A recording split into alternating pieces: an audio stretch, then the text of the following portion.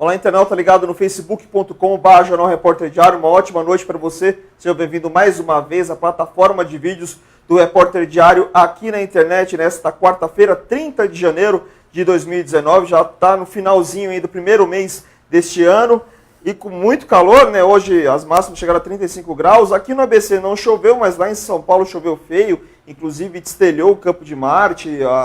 As equipes de Corpo de Bombeiros e Salvamento estão ali fazendo o seu trabalho de resgate ali no Campo de Marte.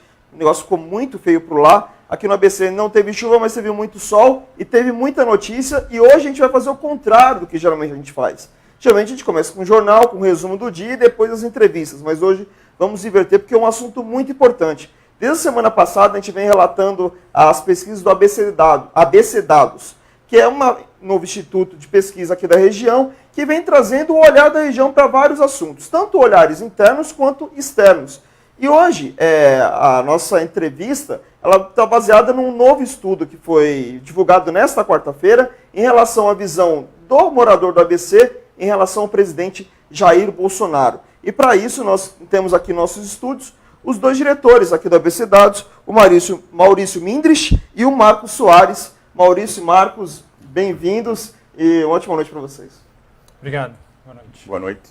Vamos começar até mostrando o primeiro slide que a gente separou, o primeiro dado que a gente separou com um dado mais geral, Fernando, que está aqui na nossa equipe técnica, que fala um pouco sobre a expectativa que o primeiro que é um laranja, vem em cima disso. Isso, que é a questão... Não, essa aqui é da situação econômica. Então, vamos começar por essa situação econômica, que acho que reflete muito isso, em relação à expectativa com o governo Bolsonaro.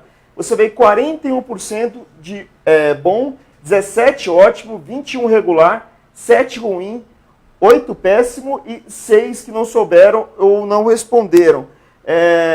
E até colocando o que vem sendo colocado desde a eleição, desde o fim da eleição, a expectativa do governo Bolsonaro é uma expectativa de revolução, de mudança total naquilo que estava ocorrendo no país nos últimos anos. Essa pesquisa, esses números também demonstram isso, que a expectativa do ABC é muito parecida com a expectativa que se tinha pós-eleição. Vamos lá, Marcos, Maurício, quem vai começar? Vamos lá, Marcos. Sim, eu acho que sim. O que a gente mediu aqui no ABC é que a expectativa positiva de que o Bolsonaro faça um governo ótimo ou bom é majoritária. 58% acham que Bolsonaro fará um governo ótimo ou bom. Corrobora com a expectativa gerada ainda durante a campanha eleitoral de que aquela eleição foi motivada por um sentimento de mudança. A eleição do Bolsonaro foi motivada muito por isso, né? Um desejo latente de mudar tudo. E esse sentimento ele em boa medida, confirmado nessa pesquisa. O ABC, que deu mais de 60% dos votos para Bolsonaro no segundo turno, hoje quase 60%, tem uma expectativa positiva de que ele faça um governo ótimo ou bom. Uma coisa está relacionada à outra, né? Então, a expectativa tem a ver com esse sentimento que motivou a ampla votação que ele teve o ano passado. Eu só lembrando que o Bolsonaro venceu em todas as cidades da região, né? Isso. E pelo que eu prestei atenção na pesquisa, a maior parte da região, fora Mauá, que teve ali a maior porcentagem de ruim e péssimo, fora ali a expectativa é muito grande nas demais cidades, né? O que a princípio a gente não imaginaria antes, com o perfil que o Bolsonaro tem, já que temos muitas cidades que ainda têm a cultura do PT, de tantos mandatos que o PT conseguiu aqui em vários municípios. Por exemplo, Diadema é um caso emblemático. Diadema votou bem no Bolsonaro nos 2 turnos, mas, por exemplo, para governador em São Paulo, o Luiz Marinho venceu no primeiro turno, né? No segundo turno venceu o Márcio França. Mas mesmo assim, a figura do Bolsonaro parece que está acima de qualquer outra situação, né, Maurício? Então, só voltando à primeira questão, isso tudo, recentemente mudança, a porcentagem, mas queria só acrescentar uma questão, quer dizer, no começo de gestão, independente, todos os começos de gestão, a expectativa de governo é bastante alta sempre, né? A gente tem um dado aí do Datafolha, tanto do governo Collor como do governo Fernando Henrique, do primeiro do Fernando Henrique, do primeiro do Lula e do primeiro da Dilma, nesse mesmo momento, né, início, no primeiro mês, um pouco antes, né? A expectativa sempre foi bastante elevada, e até mais elevada que essa do Bolsonaro, 70%. Obviamente tem um sentimento, 58% é bastante alto de expectativa. Mas essa é uma característica, né? Isso é importante para o governante, porque você tem um desgaste, isso independente de qualquer governo, no início tem um desgaste, né, nessa expectativa. Mas dá para acreditar que isso possa se manter de algum jeito, ou isso vai depender, logicamente, do que o Bolsonaro fizer? Porque diferente de, por exemplo, prefeito também tem uma lua de mel, mas essa lua de mel, por exemplo, vai até determinadas situações. Um prefeito que com 30 dias ou 40 dias de mandato aumenta a tarifa de ônibus, uma coisa que causa queda imediata de popularidade. Por enquanto, o Bolsonaro não teve nada que pudesse aboná-lo, então pode ser que a lua de mel se estenda um pouquinho mais, né? Tenha um pouquinho mais de respiro para ele não sofrer tanta pressão como se imaginaria no início de mandato. Eu acho que sim. Isso, invariavelmente, todo início de governo tem o eleitor dá um tempo para que o eleito apresente resultados. E em relação ao Bolsonaro não será diferente. Então ele deve manter essa expectativa positiva durante esse ano, pelo menos.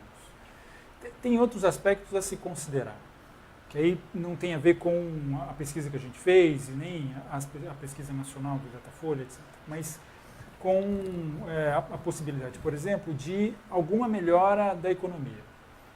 É muito provável que esse ano, até por força da expectativa mesmo, se observe melhora de alguns indicadores econômicos, que pode, até desemprego pode haver alguma queda. Só isso já será suficiente para que essa expectativa de melhora, que é confirmada em todas as pesquisas, inclusive essa que nós fizemos aqui, ela seja atendida em alguma medida. Se isso de fato acontecer, aí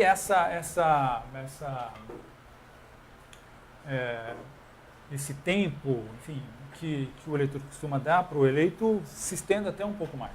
Então, eu tenho a impressão, se nada de extraordinário acontecer, o governo Bolsonaro mantenha essa expectativa positiva, esse otimismo ainda ao longo desse ano, pelo menos. É que, por enquanto, a gente está falando só de questões futuras, né? Está imaginando o futuro do Bolsonaro. Porque, por exemplo, ainda não voltou ao Congresso, ou seja, não vai ser colocado, ainda não foi colocado pauta de reformas e tudo mais, que podem criar alguns ruídos. Então, por enquanto, é muito em cima de uma ideia, de um ideal de que realmente as ideias do Bolsonaro, as ideias do governo Bolsonaro possam resultar na volta do emprego, na volta do crescimento da economia, o Brasil voltar a crescer como tinha 10 anos, né? Esses 58%, exatamente essa expectativa, que agora, quer dizer, janeiro, quer dizer, amanhã assume o novo Congresso, né, depois da manhã, desculpa, assume o novo Congresso, né, tem grandes desafios, né, a serem enfrentados, né, reforma da Previdência e outras coisas desse tipo, e que vamos ver o que vai acontecer, né, como que vai se dar o governo, como o governo vai reagir a essas mudanças aí.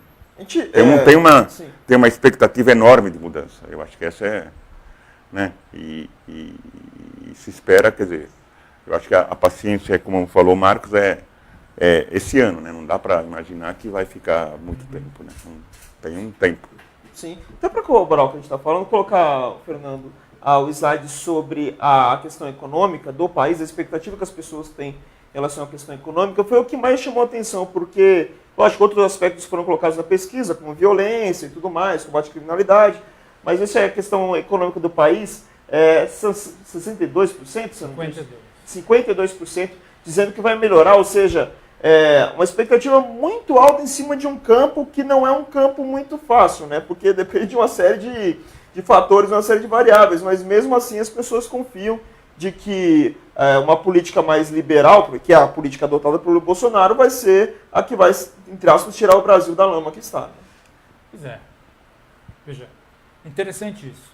A expectativa gerada ao longo da campanha e que o eleitor ainda tem, mas que o então candidato Bolsonaro pouco falou a respeito. Não me lembro de uma proposta concreta, objetiva, de uma plataforma em relação à economia. A maioria das vezes ele dava na mão do Paulo Guedes, né? Eu falava, quem vai cuidar disso é o Paulo Guedes, só pergunte para ele. Né? Ainda assim era algo muito superficial, não existia nada de objetivo que foi apresentado na campanha para que essa expectativa que se justifique uma expectativa desse tamanho. Isso tem um lado bom e tem um lado ruim, né? O fato dele não ter apresentado uma proposta objetiva, por exemplo, o Paulo Guedes como o grande fiador da economia.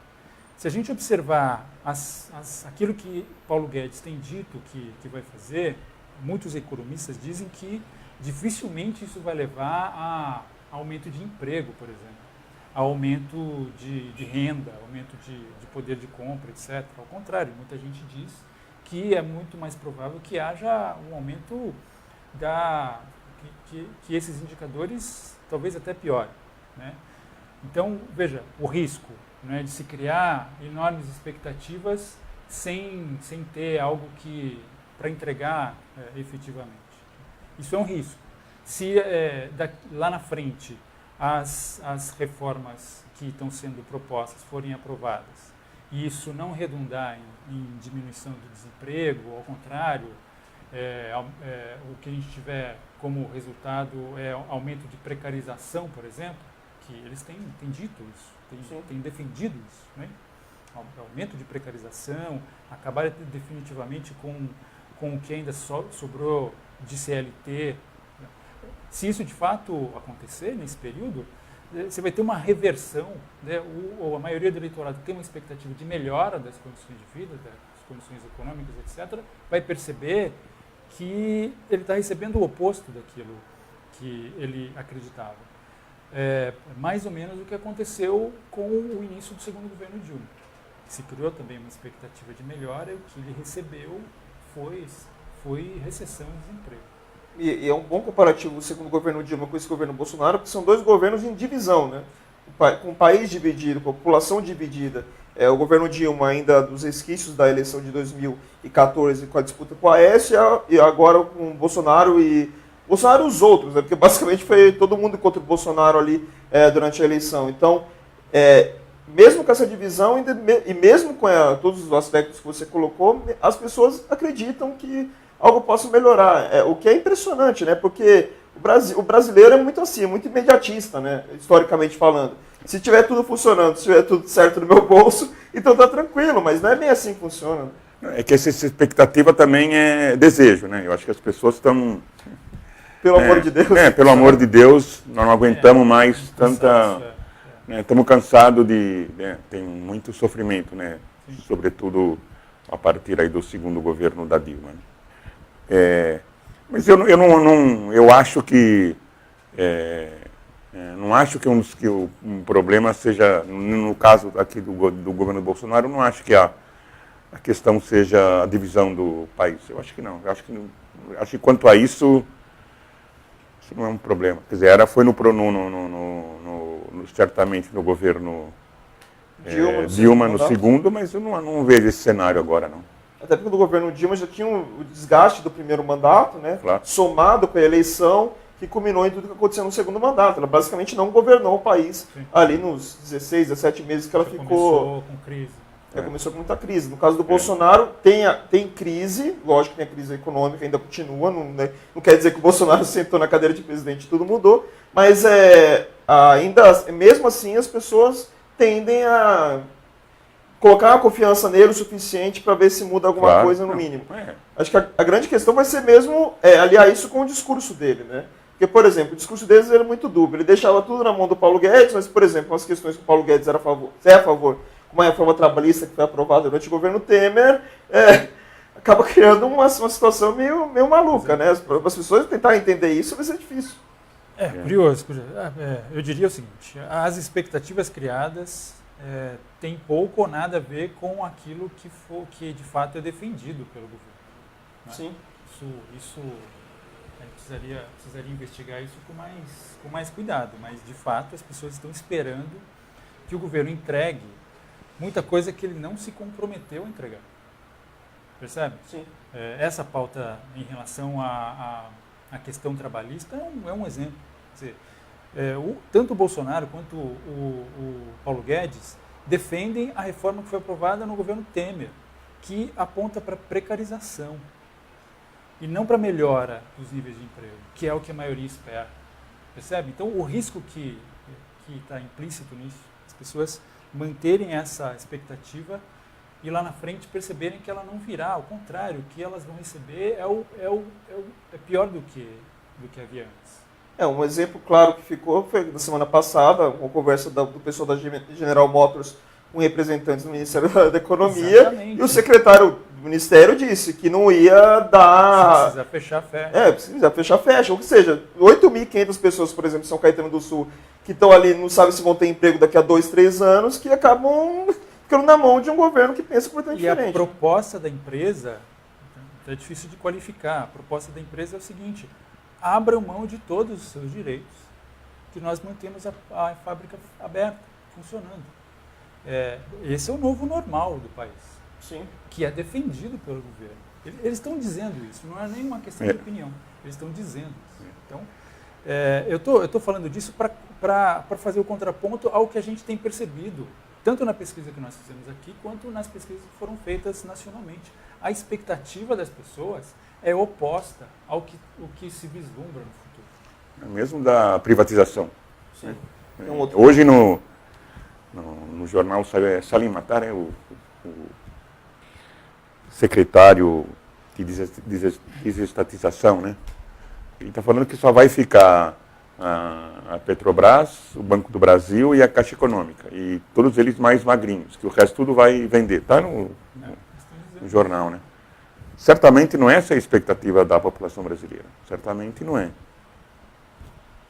Então... Até porque muitos dos empregos que vão ser criados, por exemplo, construção civil, obras das prefeituras, de empresas privadas, vão passar pelo Banco do Brasil, vão passar pela Caixa. Se houver diminuição, como é que vai ter aumento de incentivos, né? Fora a questão de reforma tributária e tudo mais, outras coisas que o governo ainda não deu claramente a ideia do que vai acontecer, né? Não, esse é o desafio. Esse é o desafio de...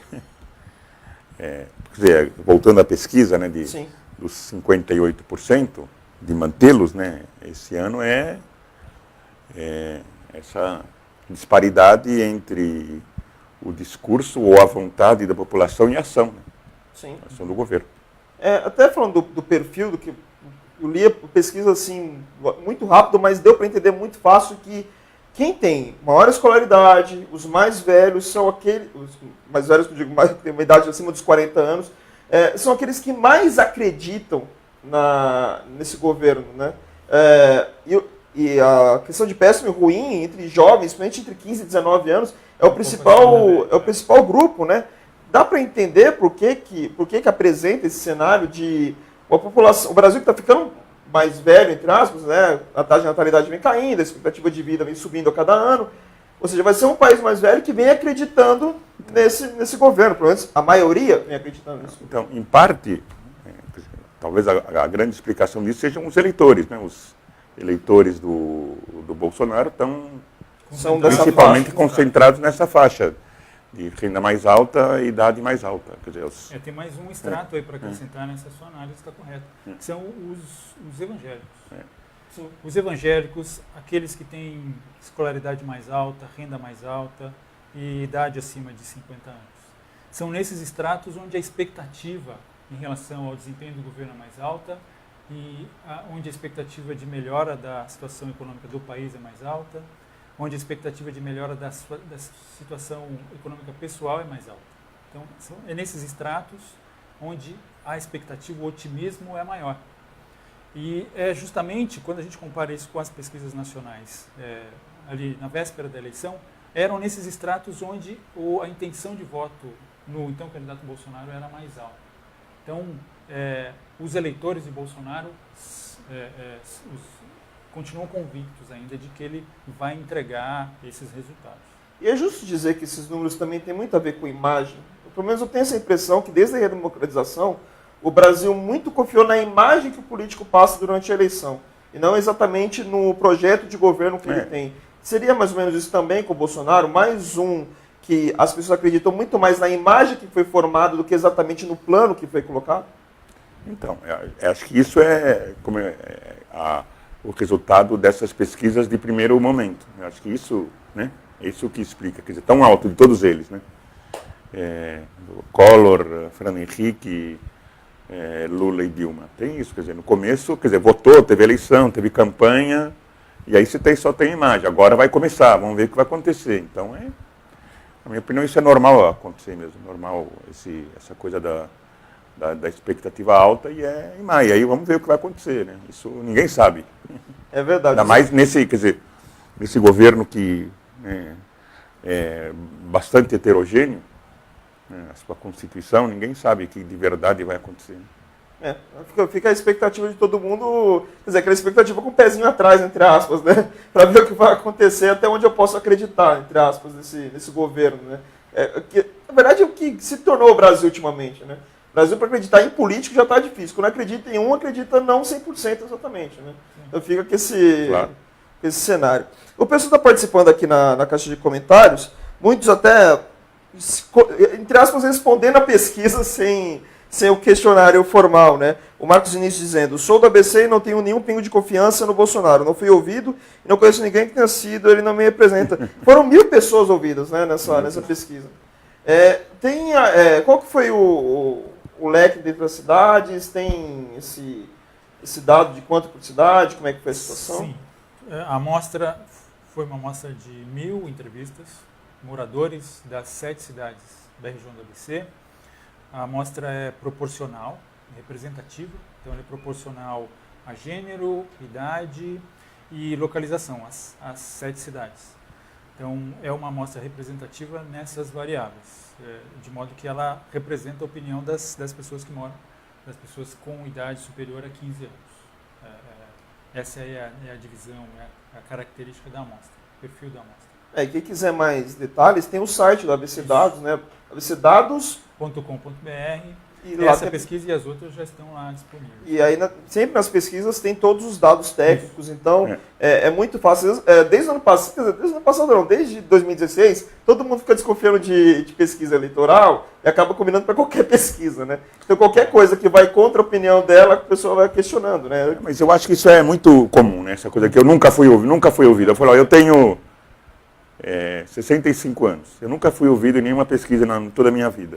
Apesar de várias vezes ter tentado ser ouvido, mas eu nunca consegui. Assim, quer dizer, mas você tem, quer dizer, você pensar mil entrevistas para quase 3 milhões de habitantes, ninguém aqui deve, acho que você também não foi nunca. Não, eu acabei 2 vezes. Duas vezes, ó, tá vendo? Uma de Datafolha e uma quando o Diário do Grande ABC fazia pesquisa. Mas isso antes de ser jornalista. Depois que eu virei jornalista, eu fico fora do grupo de pesquisados. Né? Mas quer dizer, essa pesquisa ela tem 3% de margem de erro, 95% de margem de confiança. Então vale a pena falar um pouco disso. Essa dúvida é normal, é recorrente. E esse argumento ele sempre surge. Nunca fui entrevistado, não conheço ninguém que tenha sido entrevistado. Eu acredito, a imensa maioria não foi mesmo. Ora, isso não significa que as amostras não sejam confiáveis. Eu sempre faço uma analogia que é fácil de compreender. As pesquisas quantitativas elas são feitas a partir de amostras. As amostras detêm determinadas características de modo que ela represente o total do universo de onde ela foi extraída. A analogia possível de ser feita por exemplo, quando você vai preparar um café. Você prepara o café, ele está pronto para você saber se ele está bom, se está a seu gosto. Você não precisa tomar todo o café que você fez. Basta um gole, uma pequena amostra do café e você sabe que todo aquele café tem aquele gosto, aquele sabor. Mal comparando, grosseiramente, é disso que se trata. Você seleciona uma amostra, essa amostra detém as características da população que você quer estudar. Você seguindo esses parâmetros todos, aquela amostra é segura e as informações que você colhe ali são seguras. E é sempre bom lembrar que esse tipo de estudo tem limitações. Ele tem margem de erro, tem margem de segurança, isso sempre deve ser observado. E por último, a maior queixa que as pessoas fazem em relação às pesquisas eleitorais, sobretudo, é o resultado não se aproxima, o resultado está errado. Isso é um problema que os institutos de pesquisa não conseguiram resolver, que é explicar para as pessoas os limites que esse tipo de ferramenta tem. Então, é muito comum as pessoas compararem uma pesquisa feita dias antes da eleição com o resultado da eleição. Não é possível fazer isso. Não é possível porque é cada vez maior o número de eleitores que decide o voto no dia da eleição. Cada vez maior. A gente tem observado isso a cada eleição. E esse ano foi muito grande. No primeiro turno, isso foi muito grande. O número de pessoas que decidiu o voto ali. As pessoas disseram isso. O Datafolha fez uma pesquisa dias depois da eleição no primeiro turno, uma pesquisa nacional, e fez essa pergunta. Quando é que o entrevistado havia decidido o voto? E se eu não estou enganado, mais de 10% das pessoas disseram que decidiram o voto no dia da eleição. 10% veja, se você tem candidatos com uma diferença de 5%, o segundo pode estar em primeiro, só nessa movimentação. Percebe? Sim. Então, esse é um limite que todas as pesquisas têm. E o esforço que nós precisamos fazer, os institutos de pesquisa, os pesquisadores, analistas, precisam fazer para explicar isso para as pessoas, é observar as limitações. E para encerrar esse tópico, mais importante do que você observar um resultado isoladamente, é você observar a evolução das pesquisas. Aí falando especificamente de pesquisa eleitoral, é perfeitamente possível fazer isso e projetar cenários a partir dessa evolução. De novo, o primeiro turno da eleição. Vamos dar um exemplo de uma eleição que gerou bastante controvérsia, que foi a eleição para governador do Rio de Janeiro, ou de Minas Gerais, que foi uma surpresa para muitos, o Witzel e o... Como é o nome do... Zema. E o Zema em Minas Gerais. Todo mundo esperava que... Ninguém esperava que eles chegassem primeiro, né, no primeiro turno ainda.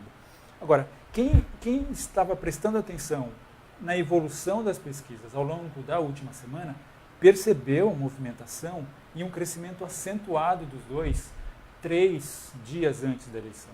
E era perfeitamente possível projetar o cenário deles terminarem na frente. Projetar o cenário chegar à seguinte conclusão.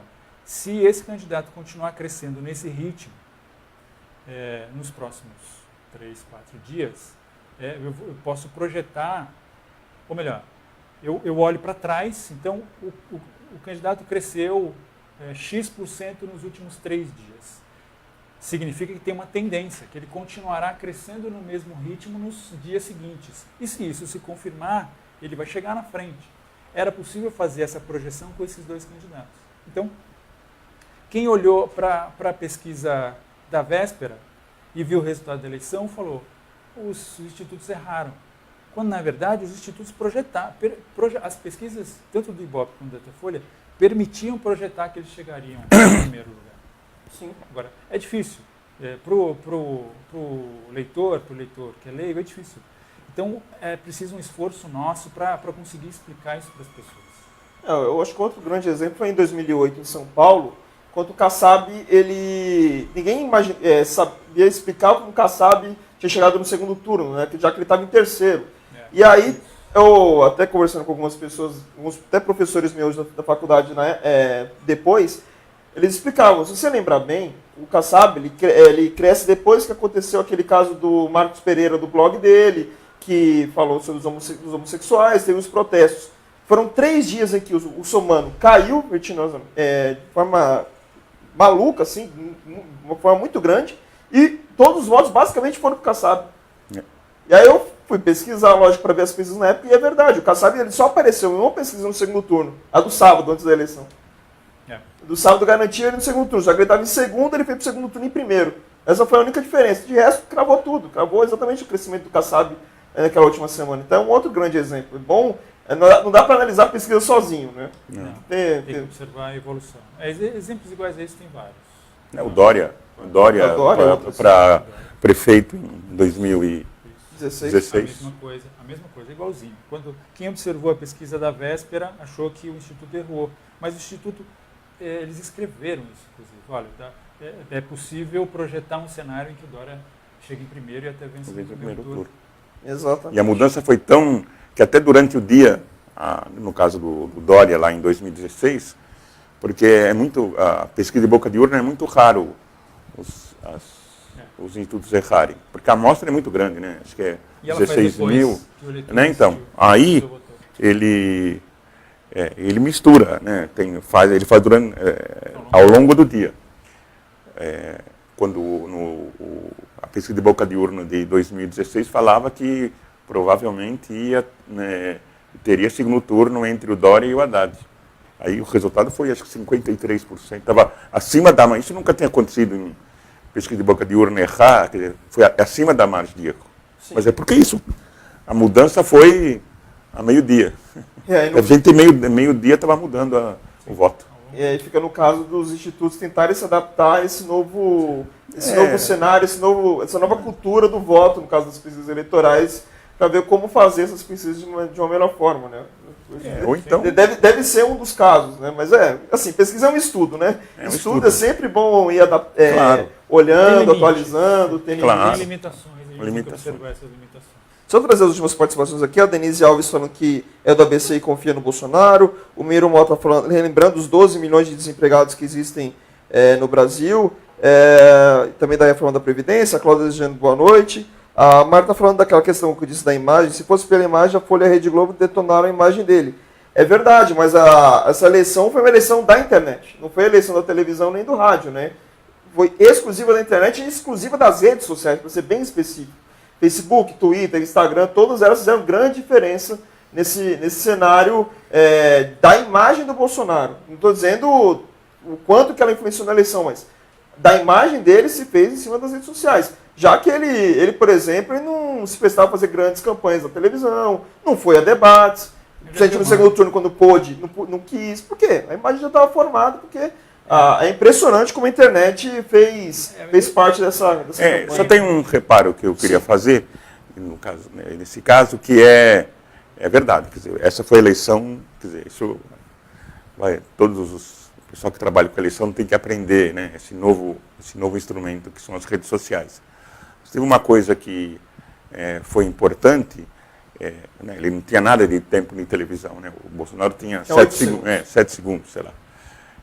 Porém, com a facada que ele sofreu, ele aparecia todo dia no Jornal Nacional. Esse é um fato que, sem dúvida, ajudou a colocar o candidato Bolsonaro muito, muito na mídia. E, além disso, reduziu o que os outros candidatos tinham contra ele, né? Por exemplo, o PSDB, que tinha aquela campanha famosa no início da eleição, da arma, daquela bala que ia perfurando não sei quantos objetos e quase matando uma criança, entre aspas, né? Aquilo foi tirado do ar logo que aconteceu a questão da facada, né? E dali, no primeiro turno, se diminuiu muito a inserção de críticas ao Bolsonaro e tudo mais. Ou quando se fazia com todo o cuidado do mundo para tentar não explorar. Claro. Chegou no segundo turno, não teve jeito, tinha que explorar de algum modo, né? Enfim, faço um reparo no mesmo sentido. É verdade que eu não acho que ele tenha recebido mais críticas que os outros pela mídia tradicional, ao contrário. Eu acho que ele teve mais exposição, a partir do atentado, ele teve mais exposição do que os outros, e essa exposição foi mais positiva do que os outros tiveram. Ele, ao fim e ao cabo, acabou sendo beneficiado nesse aspecto com o atentado. Ele teve uma enorme exposição e foi vitimizado como de fato deveria ser. Foi vítima do atentado. Então, aquilo, nesse sentido, beneficiou. E compensou a ausência dele no programa eleitoral. A forte presença nas redes sociais, a mobilização que ele teve, a campanha feita na internet, é um outro tópico, mas a presença dele na mídia tradicional foi muito positiva e foi muito maior do que a dos outros. E agora, isso ainda faz muita diferença na eleição. E agora vem o desafio de como vai ser isso com ele eleito, né? Agora ele é completamente vidraça, né? Ele deixou de ter a chance de ser pedra, agora é completamente vidraça. Está tudo na mão dele, a responsabilidade é dele. Então daqui em diante, não só no ABC, mas no Brasil inteiro, vai se acompanhar cada mês ou a cada período que for feita a análise de expectativa ou de análise de avaliação de governo, o que vai acontecer com essa imagem dele sendo apenas vidraça e não só tendo a chance de ser pedra também, como aconteceu em muitos momentos até hoje. Né? É isso aí. A gente acabou uma entrevista, não acabou a RDTV, mas a gente queria agradecer muito o Maurício Mindrich e o Marcos Soares, do ABC Dados. Como a gente disse, todos os dados que nós falamos aqui, não só dessa questão do Bolsonaro, mas outras pesquisas que já foram divulgadas aqui pelo RD, no nosso site, estão todos lá no abcdados.com.br. É isso, né? Tem mais alguma pesquisa para sair ainda dessa primeira leva? A gente ainda tem uma pesquisa que ainda tratando do cenário nacional, governo Bolsonaro, etc. A gente tem lá um tema que é a avaliação que as pessoas fazem em relação às principais propostas ou os grandes temas defendidos por Bolsonaro na campanha. A gente fez um conjunto de perguntas para avaliar a adesão das pessoas em relação à ideia de escola sem partido, por exemplo, Sim. de privatizações, de posse de armas, Porte e posse de armas. A gente fez um conjunto de questionamentos a esse respeito para saber se, de fato, a maioria das pessoas tem adesão, estão de acordo com essas que são as principais propostas defendidas por Bolsonaro na campanha. E no caso do Dória também vai ter? Não, algo parecido? Não, só do Bolsonaro. Além dessa, ainda tem uma outra pesquisa em relação à democracia, o quanto as pessoas defendem a democracia, o quanto questionam, se estariam dispostas a um governo de viés autoritário ou não, enfim, tem perguntas a esse respeito. E, por último, também posicionamento político, esquerda, direita, centro, a gente também tem uma avaliação sobre esse tema. Então, temas muito importantes, que são democracia, inclusive foi abordado ano passado, se não me engano, pelo Datafolha, né? Também sobre a situação que causou para mim causou certo constrangimento o resultado, porque não acreditar na democracia para mim é um pouco difícil. É um pouco complicado, mas mesmo assim vai ser bom a gente ver como está a realidade aqui na ABC e como as pessoas entendem também a democracia, entendem as ideologias políticas. Acho que é sempre bom a gente verificar isso. Então, Maurício, Marcos, muito obrigado por terem vindo ao RDTV. Fique à vontade, sempre que tiver nova pesquisa, podem vir, o espaço está aberto para vocês, tá bom? Muito obrigado. Pedir para o Fernando ajudar os nossos convidados aqui.